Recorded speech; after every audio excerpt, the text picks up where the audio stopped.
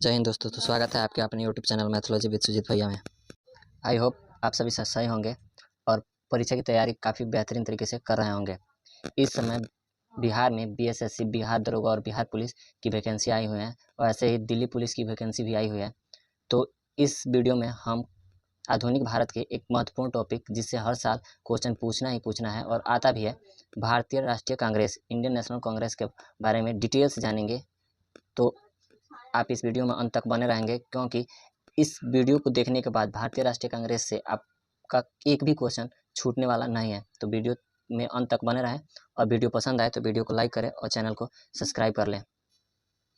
तो चलिए जानते हैं कांग्रेस। कांग्रेस शब्द का क्या अर्थ होता है? कांग्रेस शब्द का उत्तरी अमेरिका में अर्थ होता है लोगों का समूह। भारतीय राष्ट्रीय कांग्रेस की बात करें, इंडियन नेशनल कांग्रेस की, तो इसकी स्थापना 28 दिसंबर 1885 में हुआ था। इसके स्थापना के महासचिव थे अवकाश प्राप्त एक ब्रिटिश आईसीएस ऑफिसर और साथ ही साथ ये पक्षी विज्ञानी भी थे, जिनका नाम था एलन ऑक्टेविन ह्यूम, जिन्हें एओ ह्यूम के नाम से भी जाना जाता है। एओ ह्यूम के नाम से भी जाना जाता है। इस समय पूछता है, कई बार आपसे क्वेश्चन पूछ लेता है कि भारतीय राष्ट्रीय कांग्रेस के स्थापना के समय भारत का वायसराय कौन था? तो भारत का वायसराय जो था लॉर्ड डॉफरिन था। कौन था? लॉर्ड डॉफरिन था। इसी ने भारतीय राष्ट्रीय कांग्रेस को कहा था कि भारतीय राष्ट्रीय कांग्रेस सूक्ष्मदर्शी अल्पसंख्यकों की संस्था है। तो यहाँ से आपको 3-4 क्वेश्चन देखने को मिल जाता है। पहला कि कांग्रेस का क्या अर्थ है? तो कांग्रेस का अर्थ हो जाता है लोगों का समूह। कांग्रेस की स्थापना 28 दिसंबर 1885 और इसके महासचिव कौन थे? तो एलन ऑक्टविन ह्यूम थे, जिनको एयू ह्यूम भी कहा जाता है। स्थापना के समय इसके वायसराय कौन था? भारत का वायसराय कौन था? तो भारतीय राष्ट्रीय कांग्रेस की स्थापना के समय भारत का वायसराय जो था लॉर्ड डॉफरिन था। इसने कांग्रेस को सूक्ष्मदर्शी अल्पसंख्यकों की संस्था कहा था। सूक्ष्मदर्शी अल्पसंख्यकों की संख्या कहा था। चलिए आगे चलते हैं। तो भारतीय राष्ट्रीय कांग्रेस का प्रथम अधिवेशन पुणे में होने वाला था, परंतु वहां प्लेग नामक बीमारी थी, इसीलिए भारतीय राष्ट्रीय कांग्रेस की प्रथम अधिवेशन 28 दिसंबर 1885 को बम्बई के गोकुलदास तेजपाल संस्कृत कॉलेज में किया गया और इसके जो चेयरमैन अध्यक्ष थे वो थे व्योमेश चंद्र बनर्जी और इसके महासचिव जनरल सेक्रेटरी एयू ह्यूम थे, जो अभी बताए थे एयू ह्यूम थे।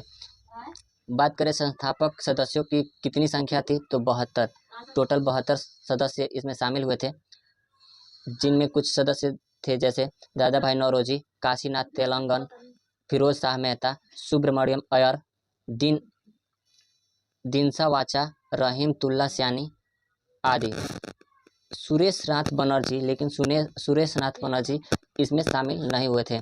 तो यहाँ से आपसे 3-4 क्वेश्चन फिर पूछ सकता है कि भारतीय राष्ट्रीय कांग्रेस का प्रथम अधिवेशन कहाँ हुआ था? तो भारतीय राष्ट्रीय कांग्रेस का प्रथम अधिवेशन जो हुआ था वो मुंबई के गोकुलदास तेजपाल संस्कृत कॉलेज में हुआ था। कब हुआ था? तो 28 दिसंबर, उसी दिन संस्थापना के दिन ही हुआ था, 28 दिसंबर 1885 को। इसके अध्यक्ष कौन थे? तो इस अधिवेशन के प्रथम अधिवेशन के अध्यक्ष व्योमेश चंद्र बनर्जी थे और इसके महासचिव कौन थे?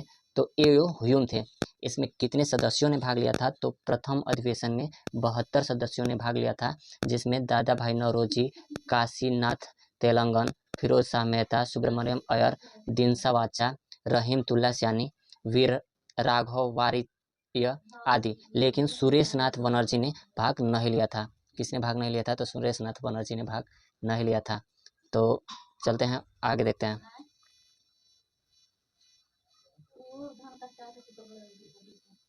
चलिए बात करते हैं कि इस भारतीय राष्ट्रीय कांग्रेस का नाम भारतीय राष्ट्रीय कांग्रेस, इंडियन नेशनल कांग्रेस कैसे पड़ा? तो नामकरण की बात करें तो नामकरण सबसे पहले भारतीय राष्ट्रीय कांग्रेस का नाम जो था इंडियन नेशनल यूनियन था। इंडियन नेशनल यूनियन था। तो भारतीय राष्ट्रीय कांग्रेस का प्रथम नाम जो था इंडियन नेशनल यूनियन था। इंडियन नेशनल यूनियन था, लेकिन दादा भाई नौरोजी के सुझाव से इसका नाम बदलकर इंडियन नेशनल कांग्रेस कर दिया गया। तो आपसे पूछ सकता है कि भारतीय राष्ट्रीय कांग्रेस का प्रथम नाम क्या था? तो भारतीय राष्ट्रीय कांग्रेस का प्रथम नाम जो था इंडियन नेशनल यूनियन था। इंडियन नेशनल यूनियन था, भारतीय राष्ट्रीय, हिंदी में पूछे तो भारतीय राष्ट्रीय संघ, भारतीय राष्ट्रीय संघ। बाद में दादा भाई नौरोजी के सुझावों से इसका नाम इंडियन नेशनल कांग्रेस, भारतीय राष्ट्रीय कांग्रेस के नाम से रूपांतरित कर दिया गया। इसमें 9 मांगों का प्रारूप तैयार किया गया था और इसके स्थापना के उद्देश्य क्या थे, तो उद्देश्य की बात करें तो भारतीय राष्ट्रीय कांग्रेस के स्थापना के उद्देश्य निम्नलिखित थे। विभिन्न भागों में नेताओं को एकजुट करना, चूंकि ब्रिटिश जो हमारे भारत में आए थे वो उनका एक रूल था डिवाइड एंड रूल, फूट डालो और शासन करो। तो इसके लिए नेता आंदोलन करना चाहते थे और इसके लिए नेताओं को जुटाना जरूरी था। तो भारतीय राष्ट्रीय कांग्रेस का प्रथम उद्देश्य जो था वो विभिन्न भागों के नेताओं को, भारत के विभिन्न भागों के नेताओं को एकजुट करना था, राष्ट्रीय एकता में विकास करना था।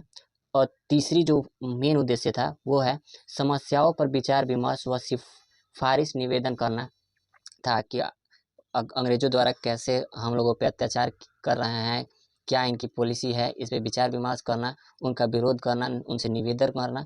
ऐसे द इंडियन मिरर जो कलकत्ता का समाचार पत्र था, कलकत्ता से प्रसारित होता था, उसने इंडियन राष्ट्रीय कांग्रेस से इंडियन नेशनल कांग्रेस को प्रथम राष्ट्रीय सभा का नाम दिया और साथ ही साथ इसको भविष्य की सांसद का केंद्र बताया। किसने किया था, तो द इंडियन मिरर कहाँ से प्रकाशित होता था, तो कलकत्ता से प्रकाशित होने वाला समाचार पत्र था। उस समाचार पत्र में भारतीय राष्ट्रीय कांग्रेस को क्या कहा गया था, तो प्रथम राष्ट्रीय सभा, फर्स्ट नेशनल असेंबली कहा गया था और इससे भविष्य की संसद का केंद्र बताया गया था। तो यहाँ से भी आपको 3-4 क्वेश्चन मिल ही जाएंगे, जिसमें पहला क्वेश्चन है कि इसका नाम फर्स्ट इंडियन नेशनल कांग्रेस का प्रथम नाम क्या था, तो इंडियन नेशनल कांग्रेस का प्रथम जो नाम होगा इंडियन नेशनल यूनियन, भारतीय राष्ट्रीय संघ।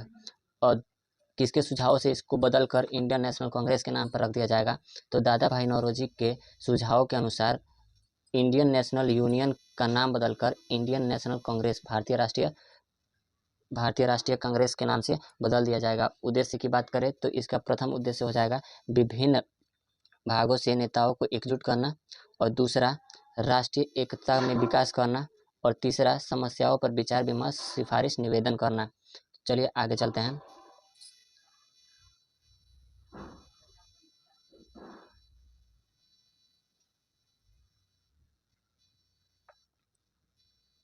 चूँकि जैसे ही इंडियन नेशनल कांग्रेस की स्थापना होती है, इस समय भारत के विभिन्न भागों के लोग इसे, कुछ लोग सपोर्ट करते हैं तो कुछ लोग इसे बाइकआउट करते हैं। तो इसी में कुछ लोग इसके बारे में अपनी अपनी प्रतिक्रिया देते हैं, जान लेते हैं, जो कई बार एग्जामों में पूछ लेता है। लाला लाजपत राय व विलियम बेडबर्न ने कहा था कि यह सेफ्टी वॉल है। तो इंडियन नेशनल कांग्रेस को सेफ्टी वॉल किसने कहा था, तो लाला लाजपत राय और विलियम बेडबर्न ने कहा था।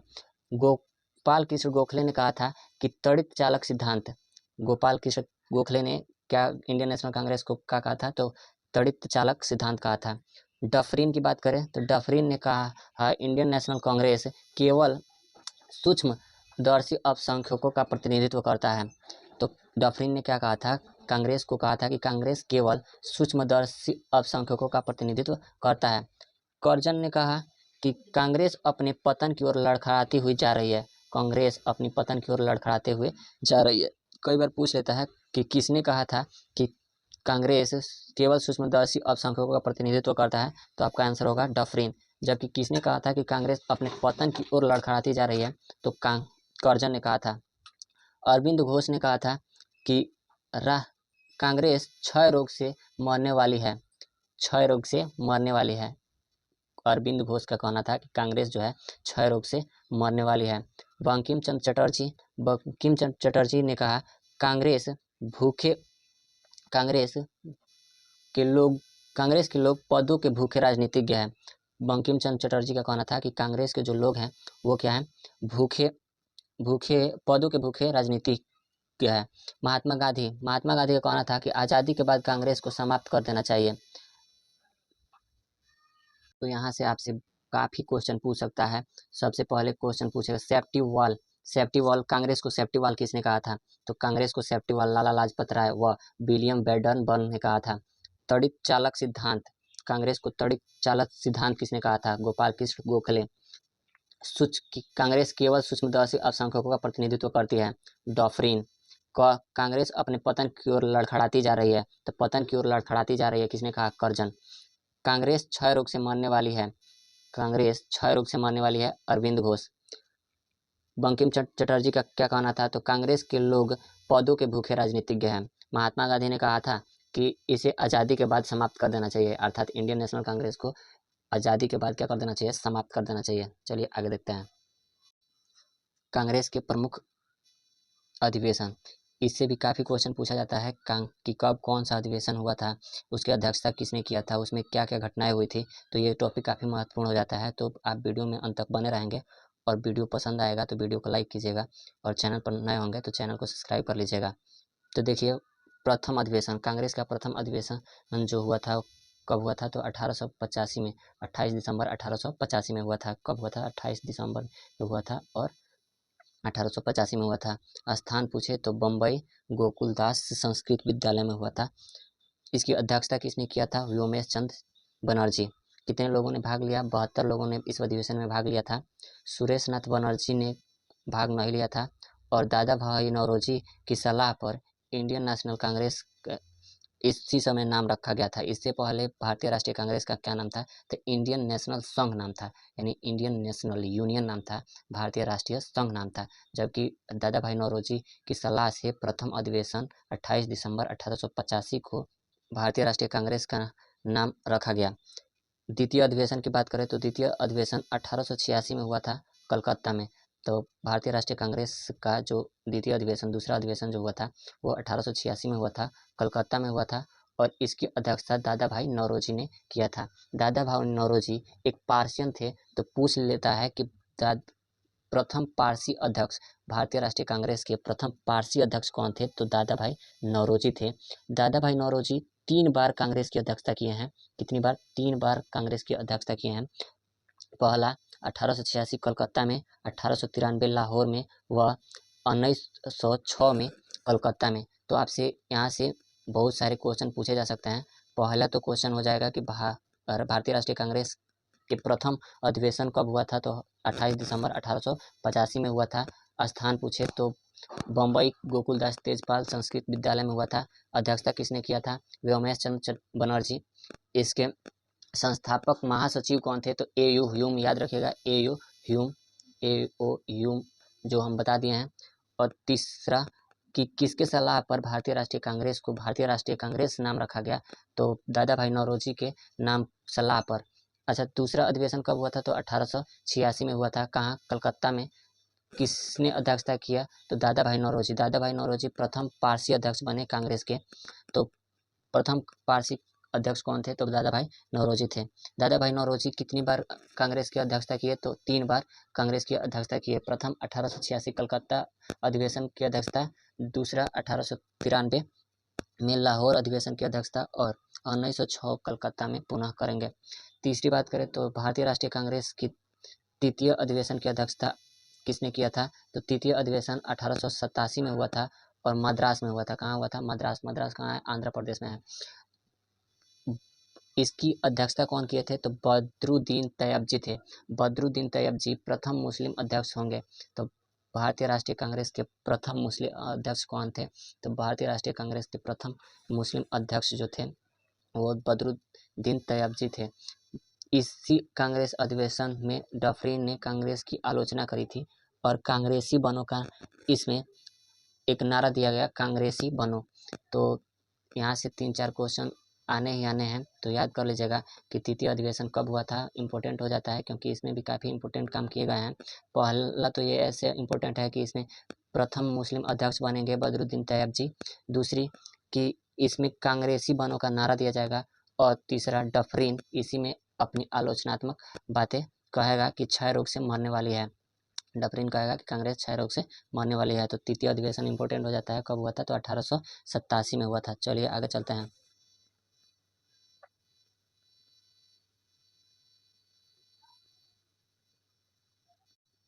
तो भारतीय राष्ट्रीय कांग्रेस का चौथा अधिवेशन इलाहाबाद में होगा जिसकी अध्यक्षता जॉर्ज यूल करेंगे। कौन करेंगे? तो जॉर्ज यूल करेंगे। जॉर्ज यूल प्रथम अंग्रेज अध्यक्ष होंगे जो कांग्रेस की अध्यक्षता करेंगे। दूसरा, इसमें लाला लाजपत राय भाग लेंगे चौथे अधिवेशन में।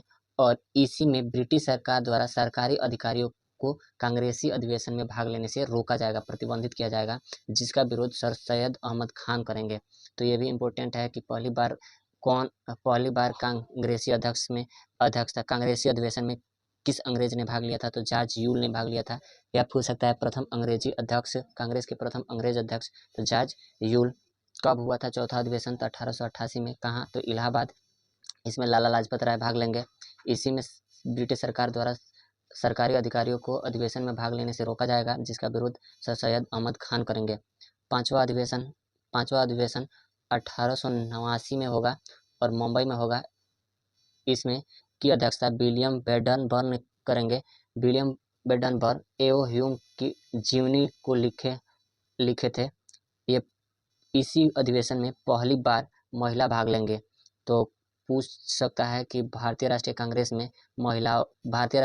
की किस अधिवेशन में महिलाओं ने भाग लिया था, तो भारतीय राष्ट्रीय कांग्रेस के 5वें अधिवेशन में महिलाओं ने भाग लिया था, जिसकी अध्यक्षता विलियम बेडनबर्न ने किया था। यह अधिवेशन 1889 में हुआ था।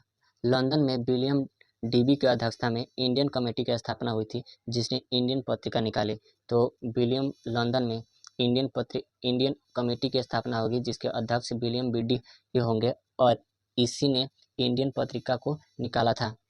छठा अधिवेशन 1890 में होगा और 1890 में कलकत्ता में होगा और इसकी अध्यक्षता फिरोज शाह मेहता करेंगे।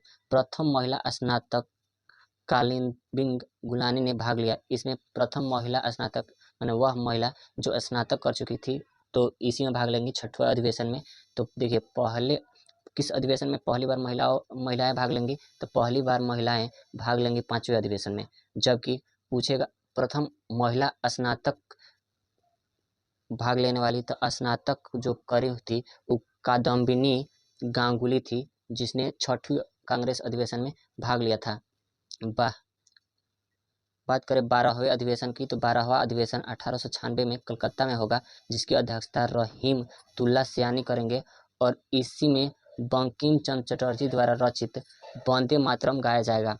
तो ये भी काफ़ी इम्पोर्टेंट हो जाता है कि किस अधिवेशन में पहली बार महिलाएं भाग लेंगी, तो पहली बार महिलाएं पाँचवें कांग्रेस के 5वें अधिवेशन में भाग लेंगी। यह कब होगा, तो 1889 में होगा। दूसरा कि छठवीं अधिवेशन में प्रथम स्नातक महिला कादम्बिनी गांगुली भाग लेंगी, जिसकी अध्यक्षता फिरोज शाह मेहता करेंगे। और 12वीं अधिवेशन जो होगा कांग्रेस का 12वां अधिवेशन 1896 में होगा कलकत्ता में। तो रहीमतुल्ला सयानी इसी अधिवेशन में बंकिम चंद्र चटर्जी द्वारा रचित वंदे मातरम गाया जाएगा। तो वंदे मातरम कब गाया गया था और कांग्रेस के किस अधिवेशन में गाया गया था, तो कांग्रेस के 12वें अधिवेशन जो कलकत्ता में हुआ था, जिसकी अध्यक्षता रहीमतुल्ला सयानी ने किया था। इसी में बंकिम चंद्र चटर्जी द्वारा रचित वंदे मातरम गाया जाएगा। इंडियन नेशनल कांग्रेस का 21वां अधिवेशन 1905 में बनारसी में हुआ था। इसकी अध्यक्षता गोपाल कृष्ण गोखले ने की थी। गोपाल कृष्ण गोखले को इस अधिवेशन में विपक्ष का नेता कहा गया था, जबकि ऑस्ट्रेलिया और कनाडा के अनुसार इसी अधिवेशन में स्वशासन की मांग करी गई थी। चूँकि 1905 में बंगाल विभाजन की घोषणा और बंगाल विभाजन कर्जन द्वारा कर दिया गया था, इसलिए इस अधिवेशन में बंगाल विभाजन की आलोचना भी की गई थी। एक इम्पोर्टेंट बात, गोपाल कृष्ण गोखले ने सर्वेंट ऑफ इंडियन सोसाइटी की स्थापना करी थी। साथ ही साथ कई बार पूछ दिया जाता है कि महात्मा गांधी के राजनीतिक गुरु कौन थे, तो गोपाल कृष्ण गोखले को ही महात्मा गांधी का राजनीतिक गुरु कहते हैं। चलिए बात करते हैं 22वें अधिवेशन की। तो 22वां अधिवेशन 1906 में कोलकाता में हुआ, जिसकी अध्यक्षता दादा भाई नौरोजी ने की थी। इस अधिवेशन में पहली बार स्वराज शब्द का प्रयोग किया गया था। तो ये इम्पोर्टेंट हो जाता है कि 22वां जो भारतीय राष्ट्रीय कांग्रेस का अधिवेशन था 1906 में हुआ था और कलकत्ता में हुआ था और इसकी अध्यक्षता दादा भाई नौरोजी ने की थी, जिसमें पहली बार राजस्व शब्द का प्रयोग किया गया था। तो कई बार पूछ लिया जाता है कि भारतीय राष्ट्रीय कांग्रेस के किस अधिवेशन में पहली बार स्वराज शब्द का प्रयोग किया गया था, तो 22वें अधिवेशन 1906 में कलकत्ता का जो अधिवेशन था, इसी में पहली बार स्वराज्य शब्द का प्रयोग किया गया था और इसकी अध्यक्षता जो थे वो दादा भाई नौरोजी ने की थी। 23वें अधिवेशन की बात करें तो 23वां अधिवेशन 1907 में होता है, जिसे सूरत अधिवेशन के नाम से भी जाना जाता है, क्योंकि ये सूरत में हुआ था और इसकी अध्यक्षता रास बिहारी घोष ने करी थी। इसमें कांग्रेस नर्म दल और गर्म दल, दो दलों में बढ़ जाता है, नर्म दल और गर्म दल। तो कभी कभी क्वेश्चन पूछ लेता है कि भारतीय राष्ट्रीय कांग्रेस के किस अधिवेशन में कांग्रेस का विभाजन नर्म दल और गर्म दल में हो गया था। तो 23वें अधिवेशन 1907, जिसे सूरत अधिवेशन के नाम से भी जाना जाता है, जिसकी अध्यक्षता रास बिहारी घोष ने करी थी, कांग्रेस दो दलों नर्म दल और गर्म दल में बट गया था। चलिए आगे देखते हैं। 27वें अधिवेशन, 27वां भारतीय राष्ट्रीय कांग्रेस का जो 27वां अधिवेशन है वो कलकत्ता में 1911 में हुआ था और इसकी अध्यक्षता पंडित बिशन नारायण धर ने करी थी। इसी अधिवेशन में पहली बार जनगण मन गाया गया था।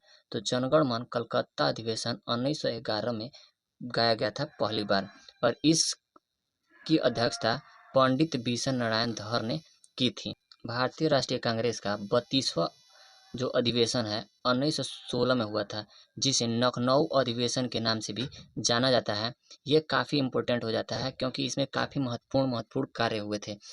पहली बात तो इसकी अध्यक्षता किसने करी थी, तो अंबिका चरण मजूमदार ने करी थी, जिसे कभी AC मजूमदार भी लिखा होता है। तो AC मजूमदार, जिसको फुल फॉर्म होता है अंबिका चरण मजूमदार ने करी थी। इसमें बहुत सारे काम हुए थे, जैसे नर्म दल और गर्म दल के बीच समझौता हुआ था, जो सूरत अधिवेशन 1907 के तहत क्या हो गए थे, बट गए थे नर्म दल गर्म दल में, फिर उनके बीच इसमें समझौता होगा। साथ ही साथ कांग्रेस और मुस्लिम लीग के बीच भी समझौता होगा। इसमें मुस्लिम लीग के लिए पृथक निर्वाचन की मांग को स्वीकार लिया जाएगा और मदन मोहन मालवीय जिसका विरोध करेंगे। तो ये काफ़ी इम्पोर्टेंट हो जाता है, बहुत बार एग्जामों में पूछा भी जाता है कि किस अधिवेशन के तहत नर्म दल गर्म दल के मध्य समझौता हुआ था। तो नर्म दल और गर्म दल के बीच लखनऊ अधिवेशन 1916 के तहत, जिसकी अध्यक्षता अंबिका चरण मजूमदार ने करी थी, के बीच नर्म दल और गर्म दल के बीच समझौता हुआ था। साथ ही साथ कांग्रेस और मुस्लिम लीग के बीच भी समझौता हुआ था। इसमें मुस्लिम लीग के पृथक निर्वाचन की मांग को स्वीकार कर लिया गया था। इसका विरोध किए थे कौन, मदन मोहन मालवीय। तो ये काफ़ी इंपॉर्टेंट हो जाता है और एग्जाम में बहुत बार पूछता है। तो याद रखेंगे कि 32वें राष्ट्रीय कांग्रेस के अधिवेशन 1916 में, जिसको लखनऊ अधिवेशन के नाम से भी जाना जाता है, की अध्यक्षता अंबिका चरण मजूमदार ने करी थी और इसमें नर्म दल और गर्म दल के बीच पुनः समझौता हो गया था। दूसरा, राष्ट्रीय कांग्रेस और मुस्लिम लीग के बीच समझौता हुआ था और इस समझौते में मुस्लिम लीग के लिए पृथक निर्वाचन की बात को स्वीकार कर लिया गया था, लेकिन मदन मोहन मालवीय जो थे इसके विरोधी थे। वे नहीं चाहते थे कि पृथक निर्वाचन मिले। चलिए आगे देखते हैं। भारतीय राष्ट्रीय कांग्रेस के 33वां अधिवेशन 1917 में कलकत्ता में हुआ था। इसकी अध्यक्षता एनी बेसेंट थी। एनी बेसेंट पहली महिला और पहली विदेशी महिला अध्यक्ष थी जो राष्ट्रीय कांग्रेस की अध्यक्षता करी थी। तो पूछा जाए कि प्रथम भारतीय राष्ट्रीय कांग्रेस की प्रथम महिला अध्यक्ष कौन थी, तो एनी बेसेंट थी। ये विदेशी थी। इसी अधिवेशन में तिरंगे झंडे को कांग्रेस ने अपनाया था। 35वां अधिवेशन 1919 में हुआ था, अमृतसर में हुआ था। इसकी अध्यक्षता मोतीलाल नेहरू ने करी थी और इसमें जालियांवाला बाग हत्याकांड की निंदा करी गई थी। खिलाफत आंदोलन को समर्थन किए थे कांग्रेस लोग। 36वां अधिवेशन 1920 नागपुर में हुआ था और इसकी अध्यक्षता वीर राघवाचारी ने करी थी। इसमें पहली बार भाषाई आधार पर राज्यों के विभाजन को स्वीकार कर लिया गया था और इसी अधिवेशन में संपर्क भाषा के रूप में हिंदी को बढ़ावा दिया गया था। देशी रियासतों के प्रति कांग्रेस की नीति की घोषणा की गई थी और असहयोग आंदोलन को प्रस्तावित किया गया था। तो पूछ लेता है कि असहयोग आंदोलन का प्रस्ताव किस अधिवेशन में रखा गया था, तो नागपुर अधिवेशन 1920 में असहयोग आंदोलन का प्रस्ताव रखा गया था, जिसकी अध्यक्षता वीर राघवाचारी ने की थी। तो कांग्रेस का विशेष अधिवेशन कलकत्ता में हुआ था 1920 में। इसकी अध्यक्षता लाला लाजपत राय ने की थी और इसमें असहयोग प्रस्ताव को पारित कर लिया गया था। तो यहाँ से मेन दो क्वेश्चन पूछे जा सकते हैं जो काफ़ी इम्पोर्टेंट है। पहली कि किस अधिवेशन के तहत असहयोग आंदोलन के प्रस्ताव को पारित किया गया था या प्रस्ताव को रखा गया था, तो अगस्त प्रस्ताव को या असहयोग आंदोलन के प्रस्ताव को 1920 के नागपुर अधिवेशन में रखा गया था। नागपुर अधिवेशन में रखा गया था, जबकि इस प्रस्ताव को अर्थात असहयोग आंदोलन के प्रस्ताव को स्वीकृति किस अधिवेशन में मिली? तो कलकत्ता अधिवेशन, कांग्रेस के विशेष अधिवेशन 1920 के कलकत्ता अधिवेशन में इसको मान्यता मिली थी, या अर्थात स्वीकृत कर लिया गया था कांग्रेस द्वारा। इसकी अध्यक्षता लाला लाजपत राय ने की थी। कांग्रेस का विशेष अधिवेशन 1923 दिल्ली में हुआ था और इसकी अध्यक्षता मौलाना अबुल कलाम ने की थी। मौलाना अबुल कलाम आज़ाद ने करी थी। मौलाना अबुल कलाम आज़ाद सबसे कम आयु के राष्ट्रीय कांग्रेस के अध्यक्ष रहे हैं। इस अधिवेशन में स्वराज दल को कांग्रेस अधिवेशन में प्रवेश करने का निर्णय दिया गया था। चलिए आगे चलते हैं। बात करें भारतीय राष्ट्रीय कांग्रेस के 40वें अधिवेशन की, तो भारतीय राष्ट्रीय कांग्रेस का 40वां अधिवेशन 1924 में होता है और यह जो होता है कर्नाटक के बेलगांव में होता है और इसकी अध्यक्षता महात्मा गांधी करते हैं। महात्मा गांधी जो है एकमात्र अधिवेशन की अध्यक्षता करेंगे और इसी अधिवेशन में मुस्लिम लीग पुनः कांग्रेस से अलग हो जाएगा। तो कई बार क्वेश्चन पूछ लिया जाता है कि किस अधिवेशन में महात्मा गांधी ने अध्यक्षता करी थी, तो 1924 के बेलगांव अधिवेशन की अध्यक्षता महात्मा गांधी ने की थी और महात्मा गांधी एकमात्र इसी अधिवेशन की अध्यक्षता करेंगे। उससे के पहले या उसके बाद कोई भी राष्ट्रीय कांग्रेस के अधिवेशन की अध्यक्षता महात्मा गांधी नहीं करेंगे, इतना बात याद रखेगा। 41वें अधिवेशन की बात करें तो यह 1925 में कानपुर में हुआ था और इसकी अध्यक्षता श्रीमती सरोजिनी नायडू बनी थी। अब सरोजिनी नायडू भारत की प्रथम महिला अध्यक्ष बनती है जो भारतीय राष्ट्रीय कांग्रेस की अध्यक्षता करेंगी। जबकि पूछ दे प्रथम महिला अध्यक्ष कौन थी, तो एनी बेसेंट थी, लेकिन प्रथम भारतीय महिला अध्यक्ष कौन थी, तो श्रीमती सरोजिनी नायडू थी, क्योंकि एनी बेसेंट जो थी वो क्या थी, विदेशी थी। तो और भारतीय हमारे मूल की कौन होंगी, सरोजिनी नायडू। तो ये छोटी छोटी बातें याद रखिएगा। इस अधिवेशन में हिंदी को राष्ट्रभाषा घोषित करने का प्रस्ताव किया गया था और इसमें एक गाना गाया था, विश्व विजयी तिरंगा प्यारा। चलिए बात करते हैं 42वें अधिवेशन की। तो 42वें अधिवेशन 1926 में होता है और यह गुवाहाटी में होता है और इसकी अध्यक्षता श्रीनिवास अयंकर ने करी थी। इसमें कांग्रेसी नेताओं को खाकी पहनना अनिवार्य कर दिया गया था। भारतीय राष्ट्रीय कांग्रेस का 73वां अधिवेशन 1927 मद्रास में हुआ और इसकी अध्यक्षता डॉक्टर A.M. अंसारी ने की थी। इसमें साइमन कमीशन के बहिष्कार का नारा दिया गया, साइमन वापस जाओ, और पूर्ण स्वाधीनता को अपना लक्ष्य बनाया गया था। 45वें अधिवेशन 1929 में हुआ, जिसे लाहौर अधिवेशन के नाम से भी जाना जाता है और इसकी अध्यक्षता पंडित जवाहरलाल नेहरू ने की थी। इसमें पूर्ण स्वराज्य का प्रस्ताव पारित किया गया था। तो ये काफ़ी इम्पोर्टेंट हो जाता है कि किस अधिवेशन में, तो लाहौर 1929 के लाहौर अधिवेशन में, जिसकी अध्यक्षता पंडित जवाहरलाल नेहरू करते हैं। इसमें पूर्ण स्वराज्य का प्रस्ताव पारित होता है और 26 जनवरी 1930 को रावी नदी के किनारे झंडा फहराया जाता है और स्वतंत्रता दिवस मनाया जाता है और साथ ही साथ सविनय अवज्ञा आंदोलन के तहत दांडी मार्च को शुरू किया जाता है। चलिए आगे देखते हैं। भारतीय राष्ट्रीय कांग्रेस का 46वां अधिवेशन 1931 कराची में होता है और इसकी अध्यक्षता सरदार वल्लभ भाई पटेल करेंगे और इस अधिवेशन में मूल अधिकारों की मांग की जाएगी। साथ ही गांधी इरविन समझौता, जिसे दिल्ली समझौता के नाम से भी जाना जाता है, मुद्दों पर बात किया जाएगा। इसी अधिवेशन में गांधी जी ने कहा था कि गांधी मर सकते हैं परंतु गांधीवाद हमेशा जिंदा रहेगा। तो किस अधिवेशन में, तो कराची अधिवेशन, जिसकी अध्यक्षता सरदार वल्लभ भाई पटेल किए थे 1931 में। गांधी जी कहते हैं कि गांधी मर सकते हैं लेकिन गांधीवाद हमेशा जिंदा रहेगा। बात करें 51वें अधिवेशन जो 1937 फैजपुर में हुआ था, जिसकी अध्यक्षता पंडित जवाहरलाल नेहरू करेंगे, JL नेहरू करेंगे।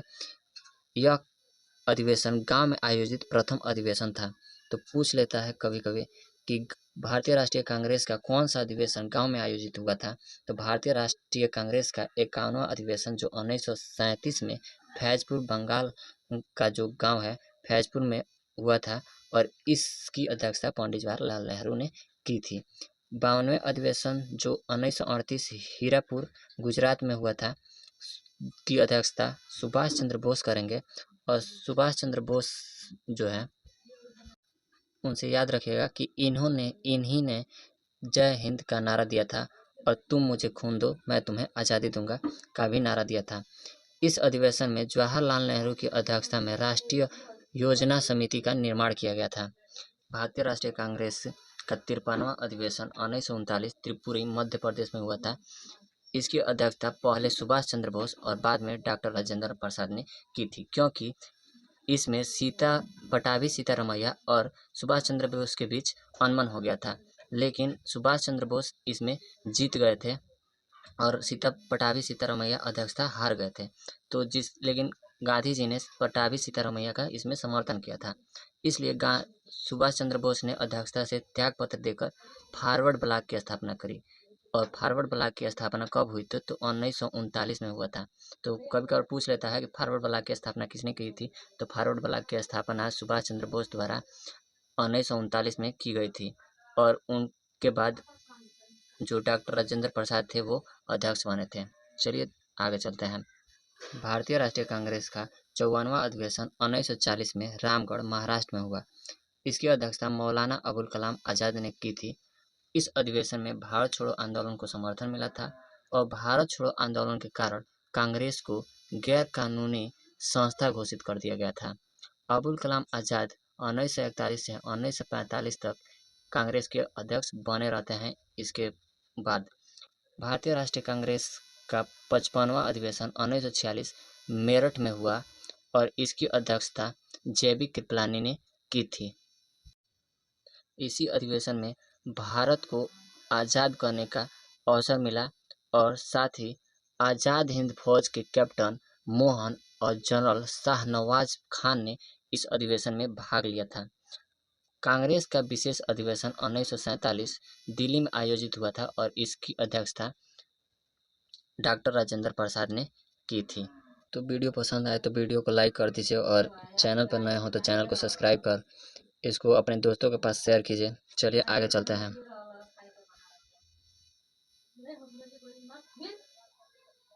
भारतीय राष्ट्रीय कांग्रेस से जुड़ी कुछ अन्य महत्वपूर्ण तथ्य। भारतीय राष्ट्रीय कांग्रेस के प्रथम अधिवेशन में सुरेशनाथ बनर्जी ने भाग नहीं लिया था, जबकि भारतीय राष्ट्रीय कांग्रेस की प्रथम महिला अध्यक्ष या प्रथम विदेशी महिला अध्यक्ष एनी बेसेंट थी, जिन्होंने कलकत्ता के अधिवेशन 1917 में अध्यक्षता की थी। पूछा जाए भारतीय राष्ट्रीय कांग्रेस की प्रथम भारतीय महिला अध्यक्ष तो सरोजिनी नायडू होंगी, जिन्होंने 1925 के कानपुर अधिवेशन में अध्यक्षता की थी।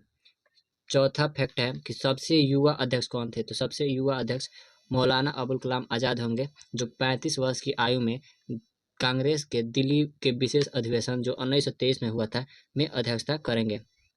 जबकि अध्यक्ष के रूप में सबसे लंबा कार्यकाल भी मौलाना अबुल कलाम आज़ाद का ही रहेगा, क्योंकि ये 1941 से 1945 तक भारतीय राष्ट्रीय कांग्रेस के अध्यक्ष रहेंगे। बात करें 6वें फैक्ट की, तो भारतीय राष्ट्रीय कांग्रेस का सबसे अधिक अधिवेशन का आयोजन कलकत्ता में हुआ था 10 बार, जबकि मद्रास और मुंबई में इसका अधिवेशन 7 बार किया गया था।